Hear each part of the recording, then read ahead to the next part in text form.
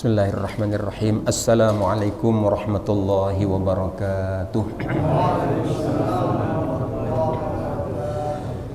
Ya Rabbi bil Mustafa balligh maqasidana waghfir lana ma madha ya wasi'al karami.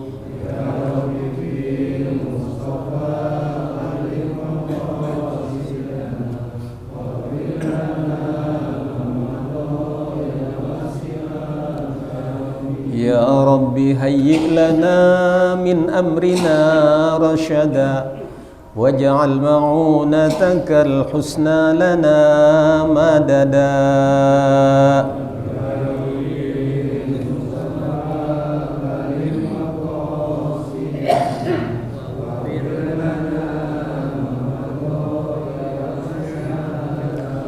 ولا تكلنا إلى تدبير أنفسنا فالعبد يعجز عن إصلاح ما فسدا.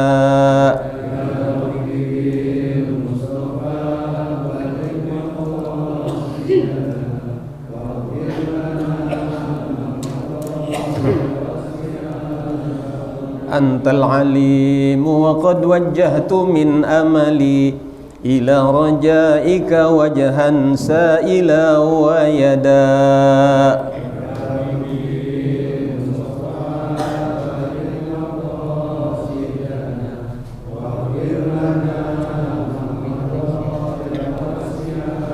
يا رب صل على المختار من مضري والآل والصحب والأتباع والشهداء.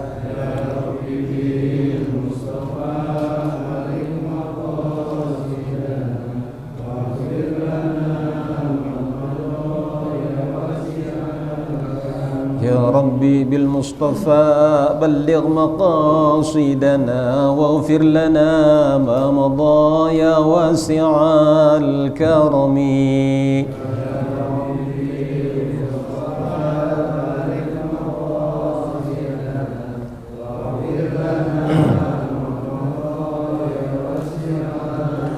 اللهم صل وسلم وبارك عليه وعلى آله. الفاتحة إلى رسول الله سيدنا شفيعنا محمد بن عبد الله ويعيد علينا من صديقه وأمانته وتبليغه وفطانته ومعجزاته لنا ووالدينا وأولادنا وذرياتنا ولمن حق الواجبات علينا ولمن أحسن إلينا في الدين ولجميع المسلمين والمسلمات والمؤمنين والمؤمنات شيء لنا ولهم. الفاتحة. أعوذ بالله من الشيطان الرجيم. بسم الله الرحمن الرحيم. الحمد لله رب العالمين الرحمن الرحيم مالك يوم الدين.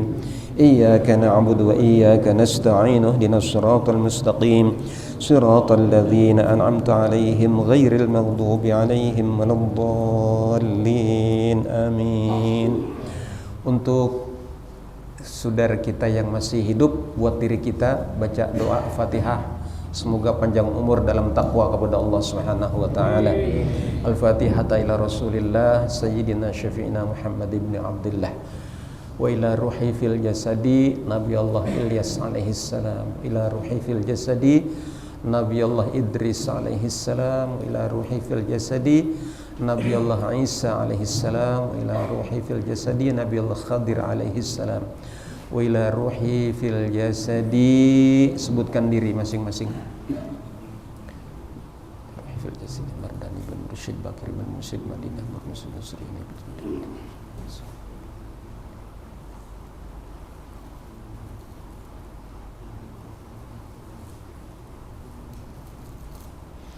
وأصولنا وفروعنا وذوي الحقوق علينا أجمعين. طول عمرنا في طاعتك وطاعة رسول الله صلى الله عليه وسلم. الفاتحة. أعوذ بالله من الشيطان الرجيم. بسم الله الرحمن الرحيم. الحمد لله رب العالمين الرحمن الرحيم مالك يوم الدين. إياك نعبد وإياك نستعين اهدنا الصراط المستقيم صراط الذين أنعمت عليهم غير المغضوب عليهم ولا الضالين. آمين. الحمد لله لا نحصي ثناء عليه كما أثنى على نفسه فله الحمد حتى يرضى وله الحمد إذا رضي وله الحمد بعد الرضا. Allahumma salli wa sallim wa barik ala sayyidina syafi'ina Muhammad wa ala alihi amma ba'du. Hadratal mukarramin, para masyayikh min masyayikhina min bilad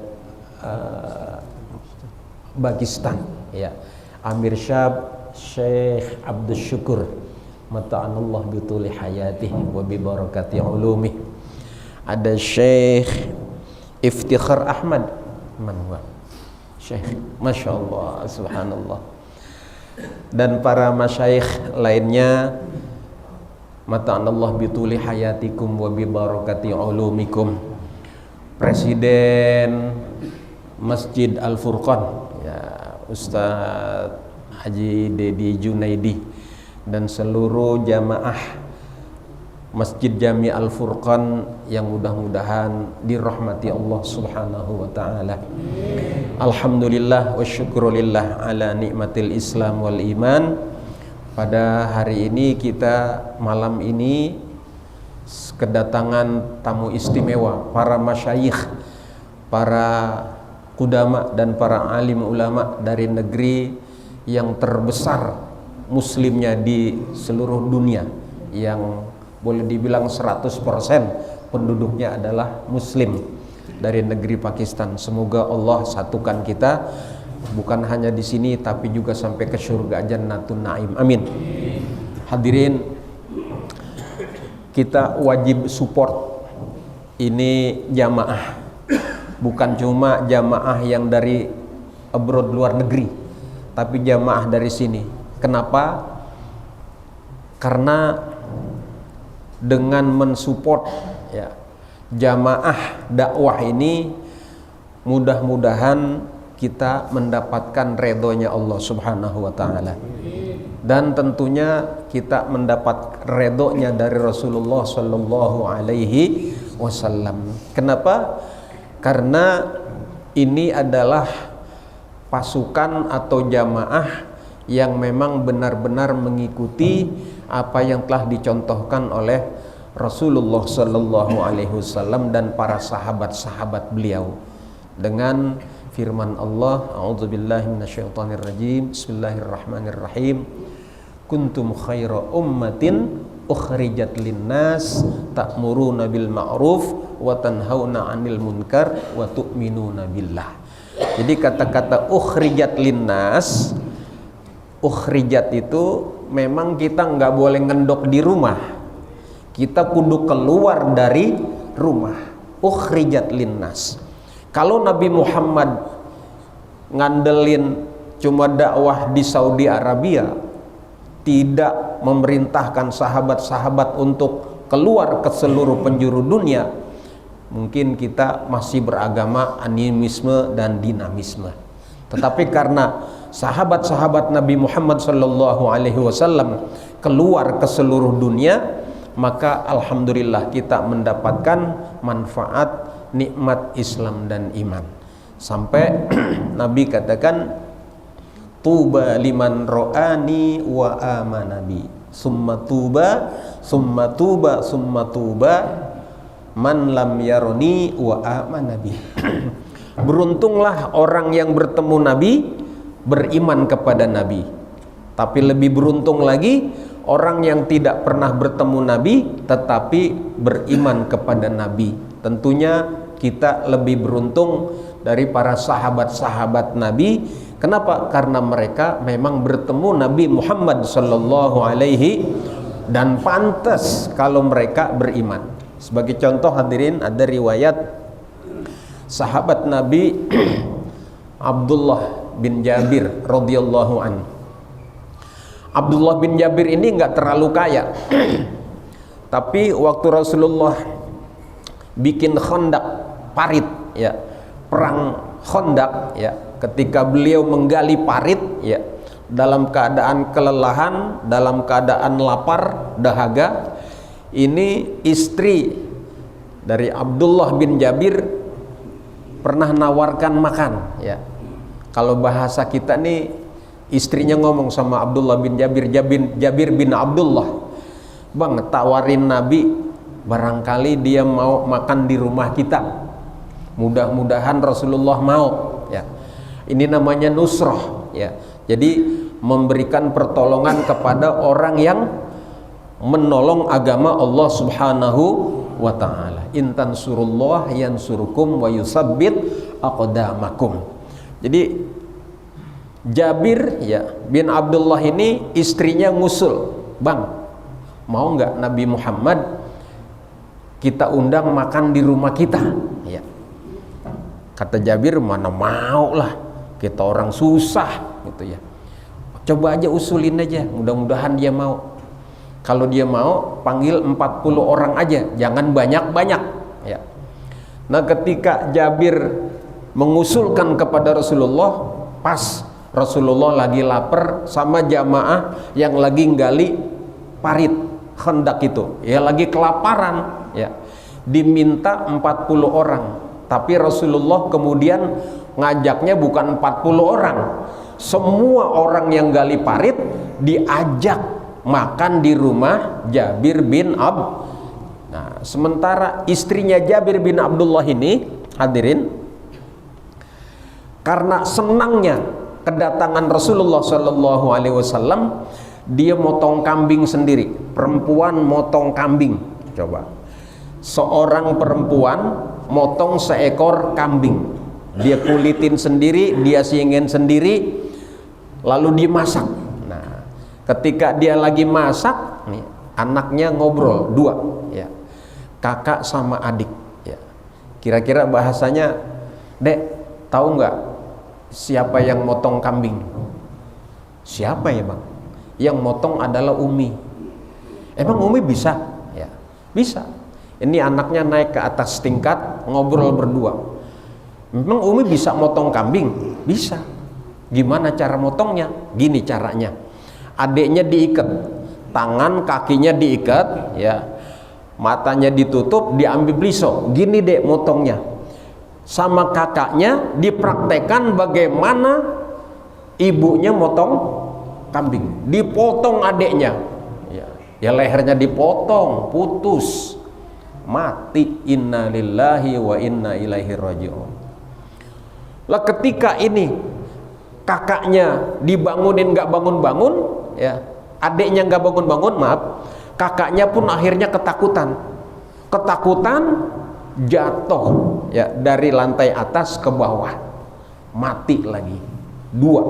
Wah, inna lillahi wa inna ilaihi raji'un, dialami langsung oleh Jabir bin Abdullah, istrinya. Jabir nggak tahu, Jabir lagi, ya, lagi ngelobi Rasulullah, ya. Nah, ketika Rasulullah datang dengan rombongan ke rumah Jabir, Rasulullah nggak datang bersama 40 orang, tapi datang bersama ratusan orang. Masya Allah. Sementara kambing cuman satu. Ini kita Masjid Al-Furqan kemarin motong sapi berapa ya? 18. Wah, tetap aja masih kurang, ya. Tetap masih kurang. Ini satu ekor kambing dipotong, sementara yang datang ratusan orang. Maka kebingunganlah, ya, si Jabir nih kebingungan, ya.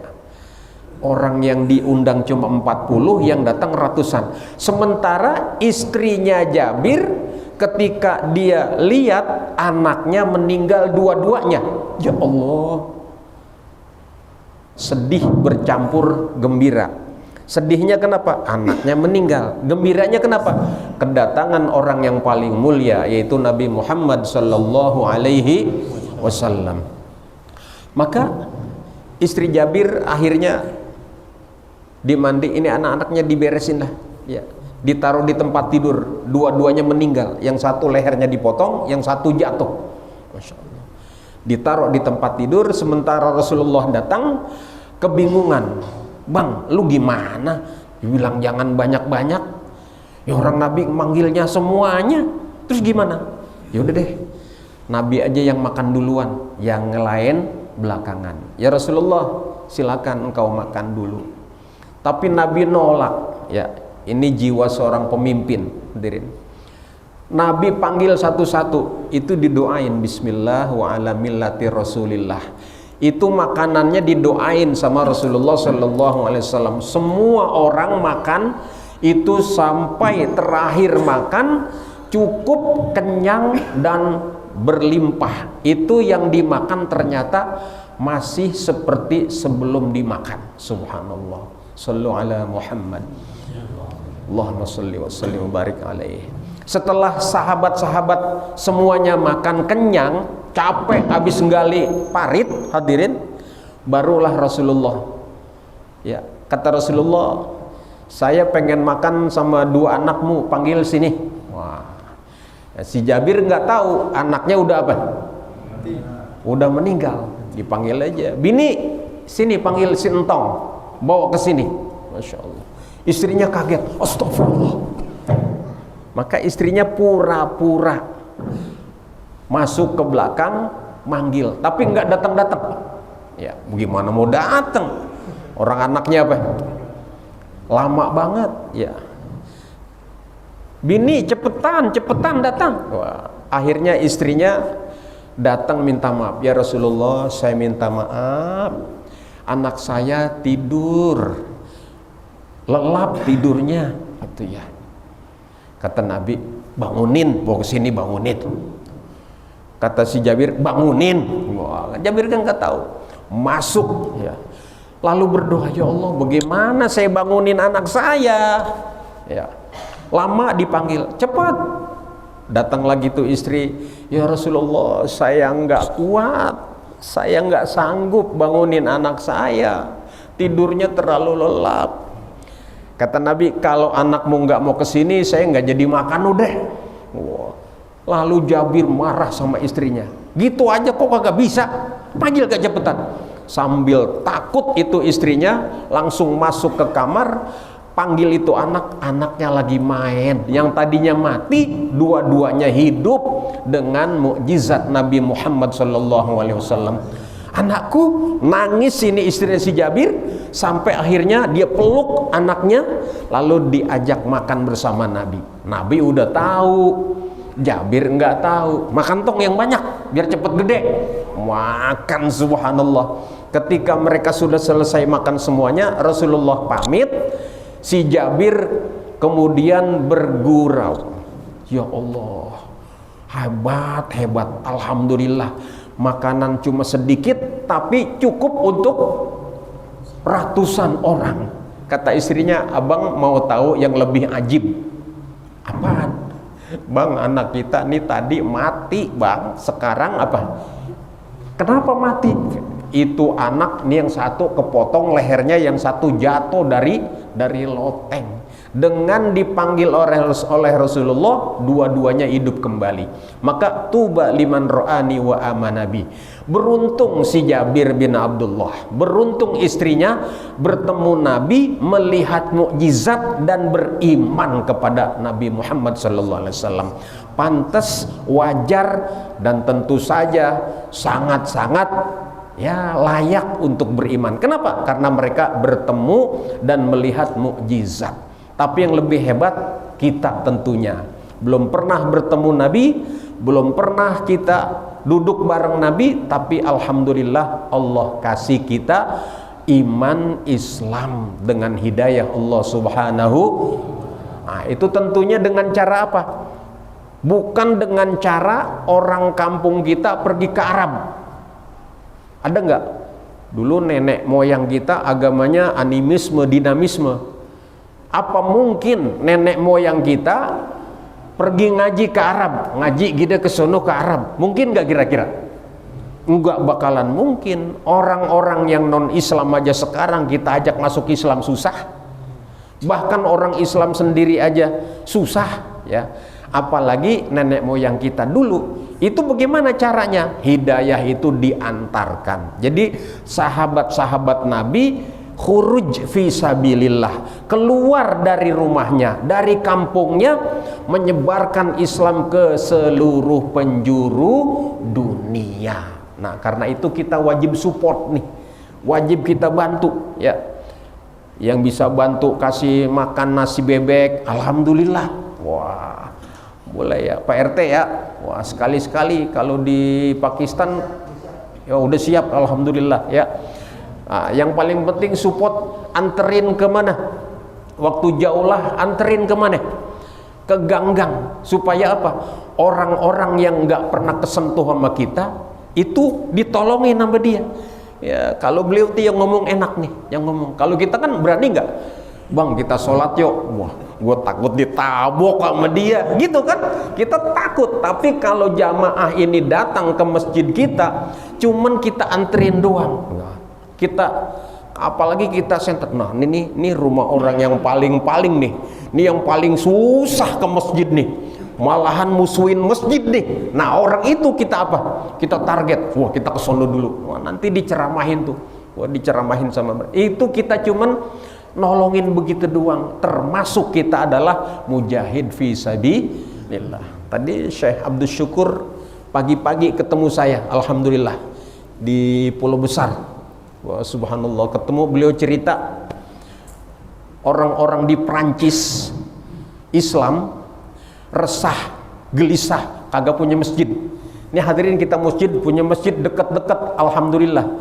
Kemarin saya ke Bali 3 hari, kagak bisa sholat jamaah hadirin, kecuali harus keluarin duit lumayan ya. Kenapa? Kalau kita mau sholat jamaah kudu nyewa motor 150.000 ya. Dari hotel di Kuta kita ke bandara yang namanya, mau ke apa namanya, jalan tol, nyewa motor 150.000. Jadi sholat zuhur 150.000 ya, asar 150.000, maghrib 150.000, subuh kagak ada. Kenapa? Pada tidur semuanya, mau jalan jauh hadirin. Akhirnya berjamaah cuman berdua. Karena apa? Kamarnya cuman berdua, kagak ada semuanya. Masya Allah, maksiat luar biasa. Alhamdulillah saya pakai peci, saya pakai kain, jadi kagak digodain. Waktu saya jalan nggak pakai peci ya, digodain itu ya. Pak, full body gocap, la ilaha illallah, subhanallah. Gue pakai peci aja deh. Kita mau sholat susah hadirin, akhirnya ada, ya Allah, alhamdulillah. Gue kalau di Jakarta nggak bakalan gue tinggalin sholat berjamaah. Di sini mau sholat jamaah susahnya minta ampun. Nah, ada saudara kita di Faransa, di Prancis, ya, mau bikin masjid susah, ngusul ke Raja Saudi, ya, Raja Faisal. Raja Faisal tolong bikinin masjid di Perancis, kita mau sholat susah. Raja Faisal ngelobi Presiden Mesir, Allah alam. Di Perancis pengen bikin masjid, Raja Faisal ngelobi Presiden Mesir, ayo kita bikin masjid. Datanglah ke Presiden Perancis, minta izin, kami pengen bikin masjid. Apa kata orang Perancis? Silakan, syaratnya izinkan kami bikin gereja di Mekah dan Madinah. Wah, kalau ente izinkan kami bikin gereja di Mekah di Madinah, baru ente boleh bikin. Masya Allah, kira-kira bagaimana caranya? Bisa nggak kira-kira? Wah, kagak bisa. Terus gimana? Akhirnya cara yang paling tepat, ada orang yang khuruj fi sabilillah model Syekh Abdul Syukur dan para saudara-saudara ini. Datang satu-satu, ditemenin, diomongin, sampai akhirnya apa? Masuk Islam satu. Sekarang sudah berapa? Sudah 10.000 masjid ada di Perancis. Subhanallah. Nah, karena itu hadirin, jangan sampai nih ada jamaah yang anti sama jamaah ini ya. Udah kagak nusroh malah menghalangi, awas ya. Ada nggak yang begitu tuh? Ada, saya ketemu di satu masjid, ditulis di temboknya itu, wah, jamaah tabligh dilarang masuk, wah, haram, Masya Allah, sampai seperti itu. Padahal hadirin, itu musuh-musuh Islam, memang dia tahu persis kelemahan Islam ada di mana. Di sini adanya. Jadi kalau tidak ada dakwah, hancur. Kemarin saya muktamar di Bali, kita sudah mengusung yang namanya Anies Baswedan. Ya, pokoknya kita dari Jakarta kepengen gubernur adalah Anies Baswedan. Kita sudah semuanya bulat. Apa yang terjadi? Diancam. Kalau ente putuskan Anies Baswedan, ibarat rumah teras-terasnya hangus, hancur semuanya. Masya Allah. Akhirnya ke PDI Perjuangan. Datang ke PDI Perjuangan, diancam lagi kalau sampai PDI mencalonkan Anies Baswedan, Hasto, Puan, dan beberapa orang emang banyak masalah, hancur semuanya. Kagak berani. Jadi kita sulit. Jadi gimana gerak kita? Udah, nih gerak kita dari sini. Ukhrijat linnas. Ayo kita support, hadirin. Ayo kita bantu, ayo kita bela. Ya, yang punya tenaga pakai tenaga, yang pakai uang pakai uang. Terutama temenin deh sholat berjamaah. Nabi katakan yang paling rugi itu siapa? Tuba liman ro'ani wa amanabi, summa tuba man lam yaroni wa amanabi. Ada yang paling sial. Siapa? Rumahnya dekat sama Nabi, dia masih saudaranya, kerabatnya Nabi, tiap hari ketemu Nabi, dia kagak beriman. Ada nggak yang begitu tuh? Siapa? Abu Jahal, Abu Lahab, itu kerabatnya Nabi tapi nggak beriman. Nyesel, rugi, nah sama nih. Jadi ada kaitannya. Beruntung orang yang dekat masjid, ya, rumahnya dekat masjid, sholatnya di, beruntung sekali yang rumahnya dekat masjid, sholatnya di. Tapi lebih beruntung lagi adalah orang yang rumahnya jauh dari masjid tapi dia sholat ke. Untung nggak itu? Yang sialan siapa?